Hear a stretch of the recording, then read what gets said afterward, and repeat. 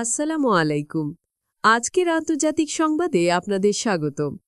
প্রথমেই জানিয়ে দিব আমাদের হাতে পাওয়া সর্বশেষ আপডেটগুলো। জাকির নায়েকের বাংলাদেশে আসা নিয়ে ভারতের কড়া বার্তা। এদিকে ট্রাম্পের পারমাণবিক পরীক্ষার নির্দেশ নিয়ে যা বলল ইরান। এদিকে যুদ্ধবিরতি বজায় রাখতে রাজি পাকিস্তান আফগানিস্তান। ইসরায়েলি বাহিনীকে প্রতিহতের নির্দেশ লেবাননের প্রেসিডেন্টের। এবং সর্বশেষ যুদ্ধবিরতির পর গাজায় 24,000 টন ত্রাণ পৌঁছেছে জানালো জাতিসংঘ। এতক্ষণ শুনছিলেন সংবাদ শিরোনাম, এখন বিস্তারিত। আসছে নভেম্বরে ঢাকায় আসছেন ডাক্তার জাকির নায়েক। তবে মালয়েশিয়া থেকে ঢাকায় তিনি পা রাখলেই তাকে যেন ভারতের হাতে তুলে দেওয়া হয়।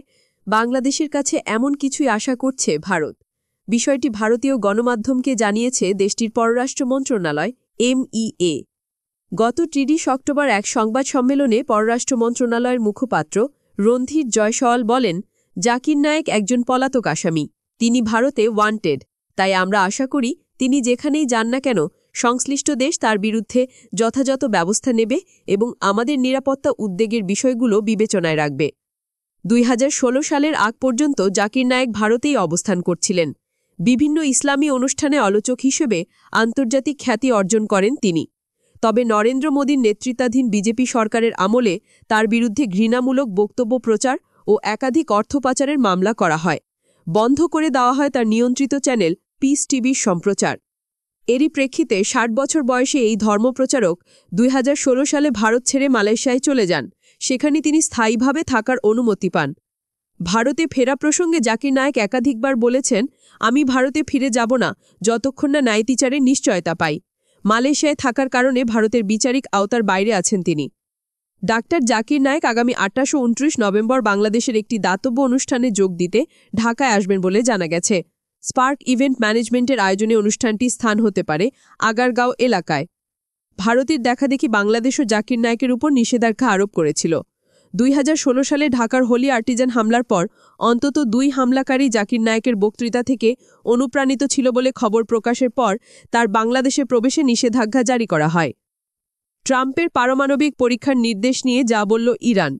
মার্কিন প্রতিরক্ষা দপ্তরকে পারমাণবিক অস্ত্র পরীক্ষা পুনরায় শুরু করার নির্দেশ দিয়েছেন দেশটির প্রেসিডেন্ট ডোনাল্ড ট্রাম্প। রুশিয়া ও চীনের মতো প্রতিদ্বন্দ্বী দেশের সঙ্গে সমান তালে চলতেই এমন সিদ্ধান্ত তার দাবি। এ নিয়ে তীব্র প্রতিক্রিয়া জানিয়েছে ইরান। ট্রাম্পের এমন পদক্ষেপের তীব্র সমালোচনা করেছেন ইরানের পররাষ্ট্রমন্ত্রী আব্বাস আরাগচি। তিনি বলেন, যুক্তরাষ্ট্র এমন এক সময় এটি করছে যখন তারা তেহরানের শান্তিপূর্ণ পারমাণবিক কর্মসূচিকে দৈন্য হিসেবে আখ্যায়িত করে আসছে। সামাজিক যোগাযোগ মাধ্যম এক্সে আরাগচি আরও বলেন, নিজেদের প্রতিরক্ষা দপ্তরকে যুদ্ধ দপ্তর নামকরণ করে এই পারমাণবিক অস্ত্রধারী মাস্তান পারমাণবিক অস্ত্রের পরীক্ষা পুনরায় শুরু করছে। তিনি আরও যোগ করেন, এই একই মাস্তান ইরানের শান্তিপূর্ণ পারমাণবিক কর্মসূচিকে দৈন্য হিসেবে আখ্যায়িত করে আসছে এবং আন্তর্জাতিক আইন লঙ্ঘন করে আমাদের সুরক্ষিত পারমাণবিক স্থাপনায় আরও হামলার হুমকি দিচ্ছে। আরাগচি স্পষ্টভাবে বলেন, ভুল করবেন না, যুক্তরাষ্ট্রই বিশ্বের সবচেয়ে বিপজ্জনক অস্ত্র বিস্তারকারী। যুক্তরাষ্ট্রকে জবাবদিহিতার আওতায় আনতে বিশ্বকে এক হতে হবে। তিনি বলেন, পারমাণবিক পরীক্ষা পুনরায় শুরু করার ঘোষণা একটি পশ্চাদমুখী এবং দায়িত্বজ্ঞানহীন পদক্ষেপ এবং আন্তর্জাতিক শান্তি ও নিরাপত্তার জন্য গুরুতর হুমকি। এই ধরনের ঘৃণ্য অস্ত্রের বিস্তারকে স্বাভাবিক করার জন্য যুক্তরাষ্ট্রকে জবাবদিহি করতে বিশ্বকে এক হতে হবে। যুদ্ধবিরতি বজায় রাখতে রাজি পাকিস্তান আফগানিস্তান। তুরস্কে দীর্ঘ আলোচনার পর যুদ্ধবিরতি চালিয়ে যেতে সম্মত হয়েছে দক্ষিণ এশিয়ার 2 প্রতিবেশী রাষ্ট্র পাকিস্তান এবং আফগানিস্তান। বৃহস্পতিবার এক বিবৃতিতে তথ্য জানিয়েছে তুরস্কের পররাষ্ট্র মন্ত্রণালয়। খবর জিও টিভির। বৃহস্পতিবার রাতে তুরস্কের পররাষ্ট্র মন্ত্রণালয় থেকে দেওয়া এক বিবৃতিতে কাতারের দোহায় আফগানিস্তান ও পাকিস্তান যে যুদ্ধবিরতিতে সম্মত হয়েছিল তাকে আরও শক্তিশালী করতে 25 থেকে 30 অক্টোবর ইস্তানবুলে 2 পক্ষকে নিয়ে বৈঠক করে তুরস্ক ও কাতার। বৈঠকে উভয় পক্ষ যুদ্ধবিরতি চালু রাখতে সম্মত হয়। এতে আরও বলা হয়, আগামী 6 নভেম্বর ইস্তানবুলে যুদ্ধবিরতি বাস্তবায়নের বিভিন্ন পদ্ধতি নিয়ে আলোচনা ও সিদ্ধান্ত নেওয়া হবে। পাশাপাশি শান্তি বজায় রাখতে 2 পক্ষ একটি পর্যবেক্ষণ ও যাচাই ব্যবস্থা রাখবে এবং লঙ্ঘিত পক্ষের উপর শাস্তি আরোপ নিশ্চিত করবে। জিও টিভির প্রতিবেদনে বলা হয়েছে, বিবাদমান 2 পক্ষ স্থায়ী শান্তি ও শান্তি স্থিতিশীলতায় সম্মত হওয়ায় কৃতজ্ঞতা প্রকাশ করেছেন মধ্যস্থতাকারী 2 দেশ তুরস্ক ও কাতার। পাকিস্তানের সঙ্গে আফগানিস্তানের 2600 কিলোমিটার দীর্ঘ সীমান্ত রয়েছে, যা ডুরান্ড লাইন নামে পরিচিত। 2021 সালে আফগানিস্তানে তালেবান সরকার প্রতিষ্ঠিত হওয়ার পর থেকে দুই দেশের সম্পর্কের অবনতি শুরু হয়েছে এবং বর্তমানে তা তলানিতে ঠেকেছে। এর প্রধান কারণ পাকিস্তানি তালেবানপন্থী রাজনৈতিক গোষ্ঠী তেহরিকি তালেবান পাকিস্তান বা টিটিপি। হিংসতা ও সহিংসতা তৎপরতার বেশ কয়েক বছর আগে এই গোষ্ঠীকে নিষিদ্ধ ঘোষণা করেছে পাকিস্তানি সরকার। ইসরায়েলি বাহিনীকে প্রতিহতের নির্দেশ লেবাননের প্রেসিডেন্টের। দক্ষিণ লেবাননে অভিযান চালিয়ে একটি পৌরসভা কর্মীকে হত্যা করেছে ইসরায়েলি সেনারা। এই ঘটনার পর সেনাবাহিনীকে যেকোনো ইসরায়েলি আগ্রাসন প্রতিহতের কড়া নির্দেশ দিয়েছেন লেবাননের প্রেসিডেন্ট জোসেফ আউন। লেবাননের রাষ্ট্রীয় সংবাদ মাধ্যম এনএনএ জানিয়েছে, ড্রোন ও সানজোয়া জোয়ান বাদ দিয়ে ইসরায়েলি বাহিনী ব্লিদায় প্রবেশ করে এবং পৌরসভা ভবনে অভিযান চালায়। সেখানে ঘুমন্ত ইব্রাহিম সালামিকে হত্যা করা হয়। ইসরায়েলের অভিযান নিয়ে লেবাননে তীব্র প্রতিক্রিয়া সৃষ্টি হয়েছে।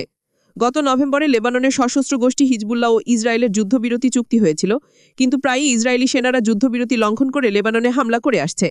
গত রাতের ঘটনার পর লেবাননের প্রেসিডেন্ট জোসেফ আউন সেনাবাহিনীর কমান্ডারকে দক্ষিণ সীমান্তে যেকোনো ইসরায়েলি অনুপ্রবেশ প্রতিহতের নির্দেশ দিয়েছেন। সূত্র আল জাজিরা। যুদ্ধবিরতির পর গাজায় 24,000 টন ত্রাণ পৌঁছেছে জানালো জাতিসংঘ। যুদ্ধবিরতি কার্যকর হওয়ার পর থেকে ফিলিস্তিনের অবরুদ্ধ গাজায় জাতিসংঘের 24,000 টনের বেশি ত্রাণ পৌঁছেছে। বৃহস্পতিবার এক জাতিসংঘের কর্মী তথ্য জানিয়েছেন। সেই সঙ্গে তিনি বেসরকারি সংস্থাগুলোকে ত্রাণ বিতরণে অংশগ্রহণ করার অনুমতি দেওয়ার আহ্বানও জানান। সংস্থা জানায়, যুদ্ধবিরতির আগের সময়ের তুলনায় ত্রাণের পরিমাণ উল্লেখযোগ্যভাবে বেড়েছে, তবে মানবিক সহায়তা কর্মীরা এখনও অর্থের ঘাটতি ও ইসরায়েলি আধিকারিকদের সঙ্গে সমন্বয়ের জটিলতার মুখে পড়ছেন। পাঁচটিত ভূমি বিষয়ক উপসমন্বয়কারী রামিজ আলাকবরব বলেন, যুদ্ধবিরতি কার্যকর হওয়ার পর থেকে আমরা সব সীমান্ত দিয়ে 24,000 মেট্রিক টনের বেশি ত্রাণ গাজা এনেছি এবং আমরা কমিউনিটি ও পরিবারের ভিত্তিতে ত্রাণ বিতরণ শুরু করেছি। বিশ্ব খাদ্য কর্মসূচির মধ্যপ্রাচ্যের এলাকা ভিত্তিক আঞ্চলিক পরিচালক সামের আবদেল জাবের বলেন, যুদ্ধবিরতির পর 20 দিনের ত্রাণ কর্মসূচিতে তারা গাজার ভেতরে প্রায় 20,000 মেট্রিক টন খাদ্য সংগ্রহ করেছেন। আলাব্বারফ আরও বলেন, উপকূলীয় এলাকায় লুঠাটার ঘটনা অনেক কমে গেছে, ফলে ত্রাণ বিতরণ সহজ হয়েছে। তিনি আরও বলেন, আমি গর্বের সাথে জানাচ্ছি 15টি আউটপেশেন্ট থেরাপিউটিক প্রোগ্রাম সাইট চালু হয়েছে, যার মধ্যে 8টি নতুন কেন্দ্র গাজার উত্তর অংশে খোলা হয়েছে ইউনিসেফের প্রশংসনীয় প্রচেষ্টায়। আলাব্বরফ আরও বলেন, 20 দফার মার্কিন শান্তি পরিকল্পনার বাস্তবায়ন আমাদের জন্য কেন্দ্রীয় শর্ত, যাতে আমরা সামগ্রিকভাবে মানবিক সহায়তা পৌঁছাতে পারি। তিনি ইসরায়েলকে প্রতি আহ্বান জানান যেন কর্তৃপক্ষ এনজিওকে গাজায় ত্রাণ বিতরণ কর্মসূচিতে অংশগ্রহণ করার অনুমতি দেয়। তিনি বলেন, এনজিওর নিবন্ধন ইস্যুটি এখনও প্রধান বাধা হিসেবে রয়ে গেছে। আমরা গাজায় মানবিক কর্মসূচিতে জাতীয় এনজিওর গুরুত্বপূর্ণ ভূমিকার উপর জোর দিয়ে এসেছি এবং এ বিষয়ে আমরা এখন উচ্চ পর্যায়ে পদক্ষেপ নিয়েছি। যুক্তরাষ্ট্রের সামরিক বাহিনী দক্ষিণ ইসরায়েলে একটি সমন্বয় কেন্দ্র স্থাপন করেছে, যাতে যুদ্ধবিরতি পর্যবেক্ষণ এবং ত্রাণ ও পুনর্নির্মাণের কাজ সমন্বয় করা যায়। তবে ত্রাণ সংস্থাগুলো গাজার ভেতরে মানবিক ট্রাক এন্ট্রির জন্য আরও বেশি সুযোগ দাবি করছে।